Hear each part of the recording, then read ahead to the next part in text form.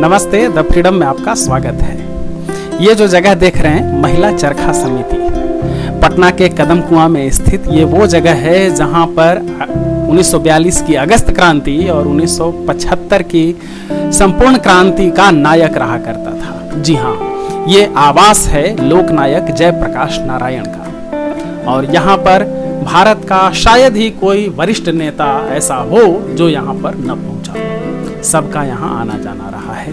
हम इस जगह पर आपको दिखाएंगे लोकनायक जयप्रकाश नारायण का वो कक्ष जहाँ वो विश्राम करते थे, उनका वो पूरा घर जहाँ पर अब उनकी स्मृति में ढेर सारी तस्वीरें उनसे जुड़ी हुई लगी हुई हैं। ये वो कक्ष है जिसमें जयप्रकाश नारायण सोते थे। ये उनका शयन कक्ष है।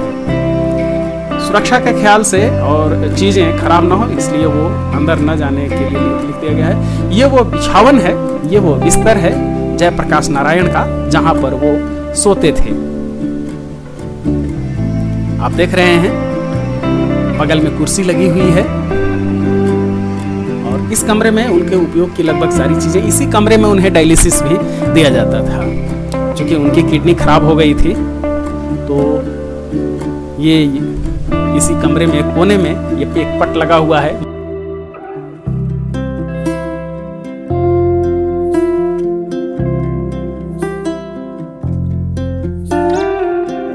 कोने में एक टेबल है जहाँ पर प्रभावती देवी की एक तस्वीर है, उनकी पत्नी की, और फिर बाकी शीशी, बोतल, गोंद वगैरह, यहाँ पर कुछ बर्तन, ये सब रखा हुआ है। ये तस्वीर उनकी स्मृति में वहाँ पर रख दी गई है बिछावन पर। और नीचे ये उनकी चप्पलें हैं जिनका उपयोग जयप्रकाश नारायण किया करते थे।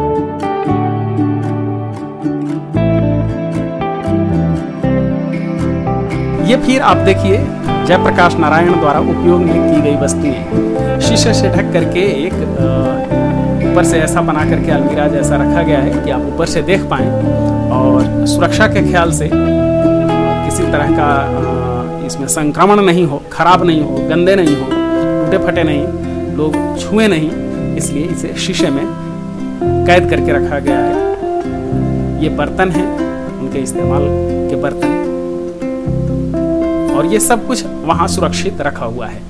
आप वहाँ कभी भी जाएंगे तो इन्हें देख सकते हैं। ये वो कपड़े हैं जयप्रकाश नारायण जिन्हें पहनते थे। प्रभावती देवी के भी एक दो कपड़े हैं इनमें, लेकिन अधिकतर कपड़े जयप्रकाश नारायण के ही हैं। स्वेटर है, चादर है, गमछी है, कोट है, उनके ग्लव्स हैं, और ये चीज़ें यहाँ पर रखी हुई हैं। उनकी टोपियाँ हैं।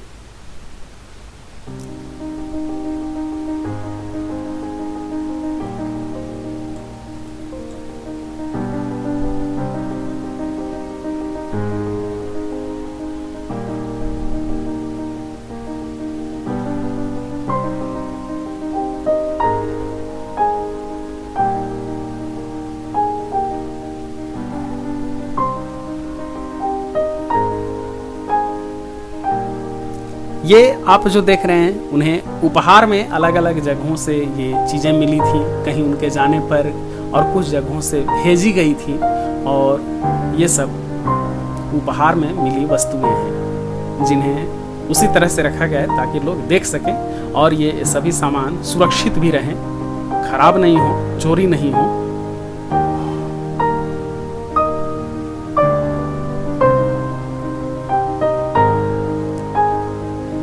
मालाएं, और साथ में आप देख रहे थे वहां पर कच्चा सूत रखा हुआ था। ये सब जयप्रकाश नारायण और प्रभावती देवी को उपहार में मिली वस्तुएं हैं जो अब भी चरखा समिति में रखा हुआ है।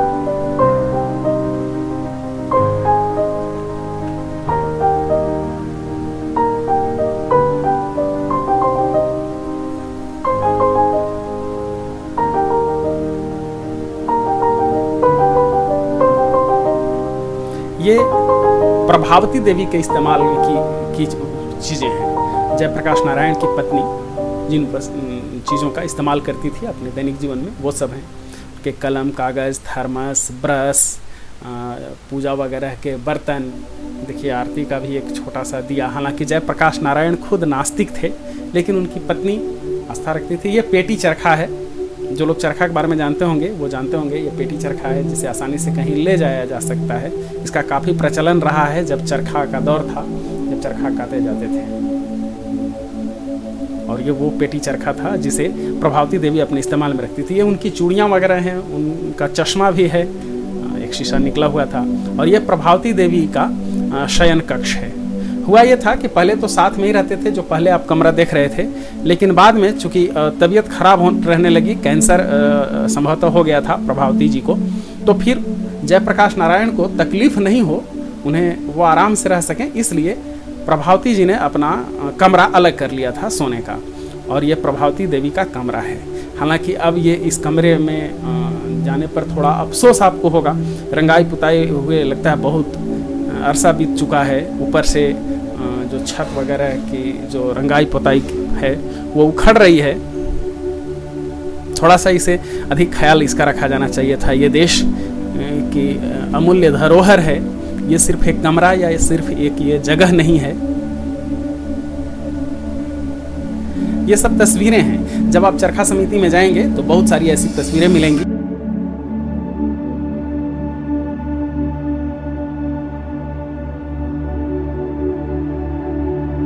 अलग अलग लम्हों की तस्वीरें। ये प्रधानमंत्री चंद्रशेखर के साथ जयप्रकाश नारायण की तस्वीरें हैं।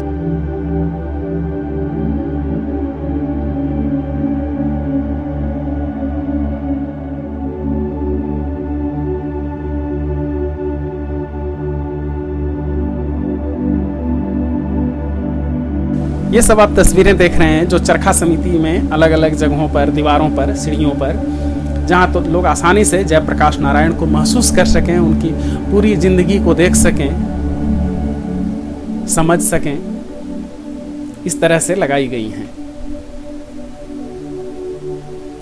विभिन्न महान हस्तियों के साथ जो उनकी तस्वीरें हैं वो सब यहाँ आपको देखने के लिए मिलेंगी। ये प्रभावती देवी और जयप्रकाश नारायण एक साथ हैं। इस तरह से वहाँ पर प्रत्येक भारतीय को जो जेपी के बारे में जानता है, जिसे संपूर्ण क्रांति के बारे में पता है, जो जानता है कि जेपी का क्या महत्व रहा है आज़ादी की लड़ाई में और फिर आज़ादी के बाद भारत की राजनीतिक परिवर्तन में, उसे तो ज़रूर ही जाना चाहिए। क्योंकि ये जैसे देश में एक साबरमती आश्रम है जहाँ महात्मा गांधी रहा करते थे, उसी तरह से पटना में ये चरखा समिति है जहाँ लोकनायक जयप्रकाश नारायण रहा करते थे। एक ये उनकी मूर्ति है। बाकी जगह उनकी तस्वीरें हम लोग देख रहे थे, एक मूर्ति स्थापित भी की गई है।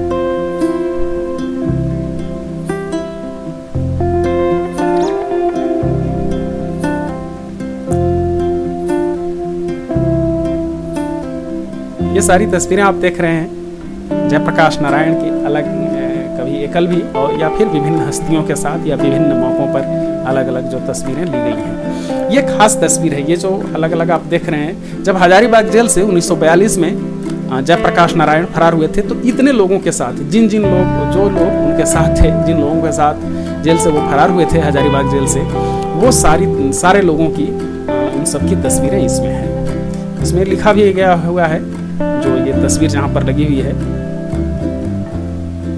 8 नवंबर की रात वहाँ से निकले थे। ये चरखा समिति के जो अलग अलग अध्यक्ष, जैसे सबसे पहले राजेंद्र बाबू थे, फिर जयप्रकाश नारायण, फिर अलग अलग, और इस तरह से उसी तरह से चरखा समिति के फिर जो प्रभावती जी रही हैं अध्यक्ष, और बाद में फिर जो रही, इन सबकी ये तस्वीरें हैं। इनमें डॉक्टर राजेंद्र प्रसाद की बड़ी बहन भी यहाँ अध्यक्ष रही हैं, उनकी भी तस्वीर लगी हुई है। यह स्थापना में जो राजेंद्र बाबू ने भाषण दिया था वो आप देख रहे थे। चरखा समिति में महिलाओं को प्रशिक्षित किया जाता था। ये यूं कह लीजिए कि बिहार का पहला महिला प्रशिक्षण संस्थान है। महिलाओं के लिए कोई ट्रेनिंग इंस्टीट्यूट खोला गया था, वो बिहार में ये पहला था। और यहाँ पर महिलाओं को आत्मनिर्भर बनाने के लिए, स्वावलंबी बनाने के लिए ढेर सारी चीज़ें सिखाई। ये राजेंद्र बाबू की तस्वीर है जयप्रकाश नारायण के साथ, जब राजेंद्र बाबू यहाँ आए थे चरखा समिति में। ये विनोबा भावे की तस्वीर है, इंदिरा गांधी चरखा समिति में। नीलम संजीव रेड्डी तब के राष्ट्रपति और कर्पूरी ठाकुर पूर्व मुख्यमंत्री बिहार। फणीश्वर नाथ रेणु हैं इस तस्वीर में।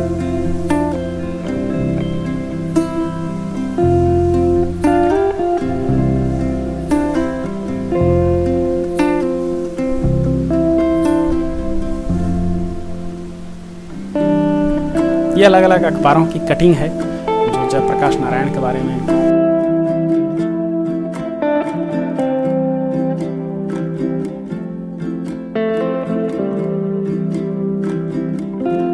इसको देखिए, भूपेंद्र अबोध का ये लिखा हुआ आलेख। भूपेंद्र अबोध बिहार के प्रसिद्ध कार्टूनिस्ट पवन के पिताजी थे।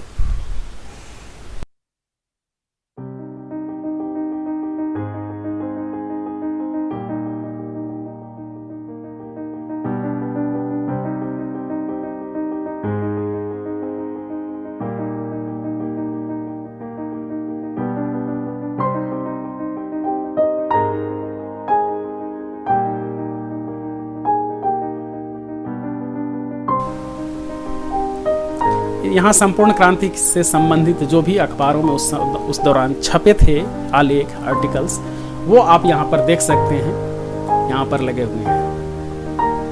ये सारा कुछ जो भी आप देख रहे हैं ये संपूर्ण क्रांति के वक्त का है, जब इमरजेंसी के विरोध में लोकनायक ने संपूर्ण क्रांति का आह्वान किया था।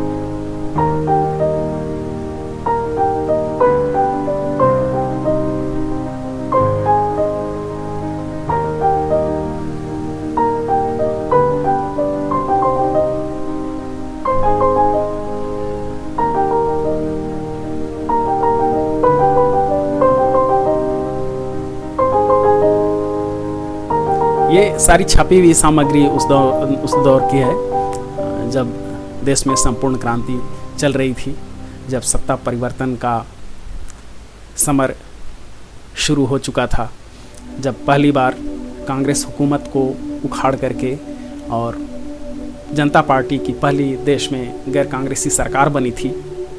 इंदिरा गांधी को हटाया गया था सत्ता से इमरजेंसी लगाने के खिलाफ।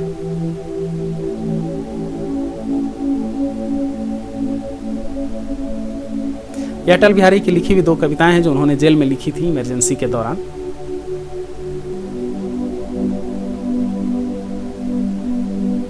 ये सब कुछ चरखा समिति की दीवारों पर वहां लगा करके रखा गया है प्रदर्शनी के रूप में, और ये हमेशा ही लगा रहता है, ऐसा नहीं कि किसी खास दिन। आप जब भी जाएंगे आप ये वहां जा करके देख सकते हैं।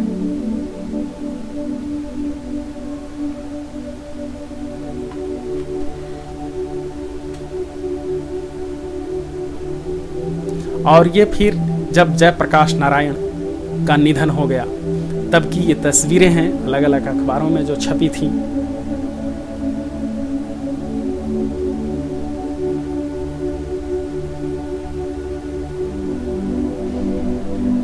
ये जब गोलघर के पास से उनका शव गुजर रहा था।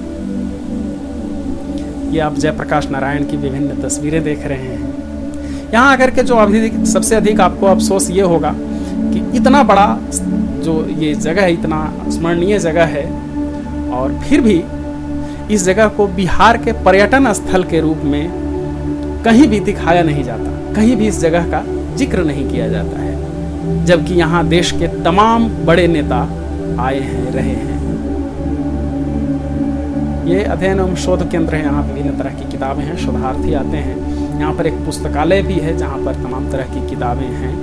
ये उन किताबों की सूची है जो यहाँ पर आकर के आप खरीद सकते हैं। प्राइस लिस्ट भी साथ में लगा हुआ है, जिस किताब को आप लेना चाहें यहाँ से ले सकते हैं। यहाँ की कई किताबों का संपादन शिवपूजन सहाय जैसे महान साहित्यकार ने किया है, वो इससे गहरे जुड़े रहे थे। शिवपूजन सहाय यहाँ से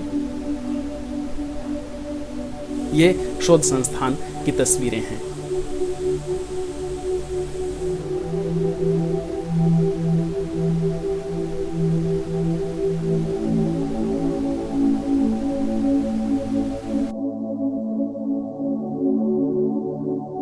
और फिर ये निधन की तस्वीर है, ये पार्थिव शरीर है जेपी का। यहाँ पर सभी उन्हें श्रद्धांजलि दे रहे हैं।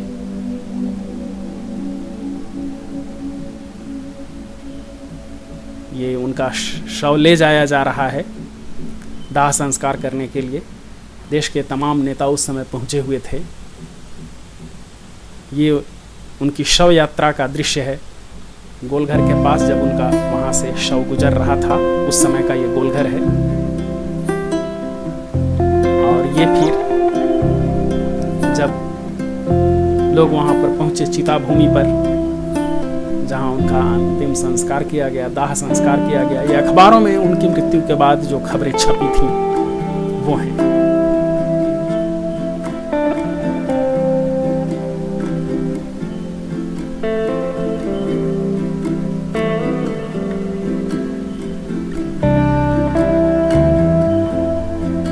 ये सबसे अंतिम तस्वीर जब उनका शव जला दिया गया तब की तस्वीर है, सबसे अंतिम निशानी।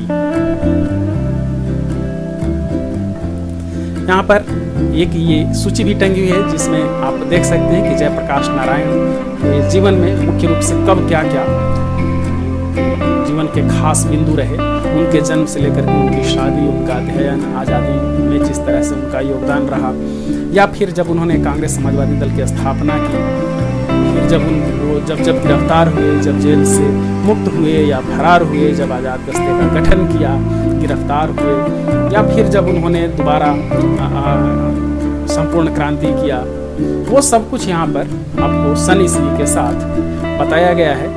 आप वहाँ भी देख सकते हैं तस्वीर में, इस वीडियो में भी ये नजर आ रहा है। ये आप देख रहे हैं वो आवास जहां जयप्रकाश नारायण रहा करते थे। जब कभी भी आपको मौका मिले इस जगह पर जरूर जाइए।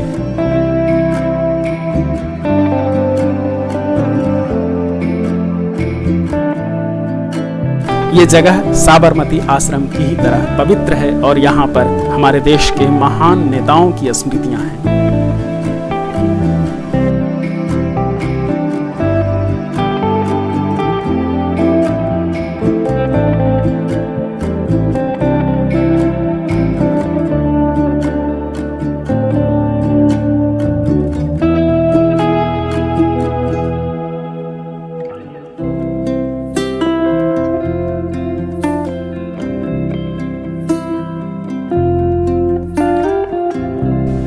द फ्रीडम के लिए पटना से काजल और रौनक की रिपोर्ट।